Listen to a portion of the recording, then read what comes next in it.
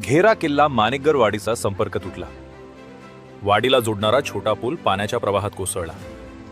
Pen तालुक्यात गेल्या 5-6 दिवसांपासून सुरू असलेल्या मुसळधार पावसामुळे अनेक गावांमध्ये पूरस्थिती निर्माण झाली असून घरे, घरातील साहित्य तसेच शेतीचे मोठ्या प्रमाणात नुकसान झाले. काही गावांचा संपर्कही तुटल्याचं चित्र आहे.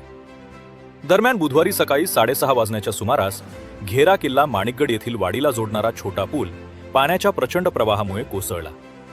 त्यामुळे वाडीचा बाहेरील भागाशी संपर्क पूर्णपणे तुटला असून ग्रामस्थांमध्ये भीतीचे वातावरण पसरले. पूल कोसळल्यानं नागरिकांच्या दैनंदिन हालचालींसह अत्यावश्यक सेवांवरही परिणाम होण्याची शक्यता निर्माण झाली आहे. या पार्श्वभूमीवर ग्रामस्थांनी तातडीनं पर्यायी मार्ग किंवा तात्पुरत्या पुलाची व्यवस्था करण्याची मागणी शासनाकडे केली आहे.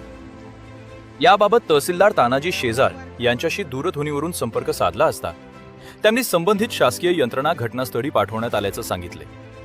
तसेच ग्रामस्थांना आवश्यक ती मदत व पर्यायी व्यवस्था करण्यासाठी प्रशासनाकडून तातडीनं कार्यवाही करण्यात येणार असल्याचं त्यांनी स्पष्ट केले.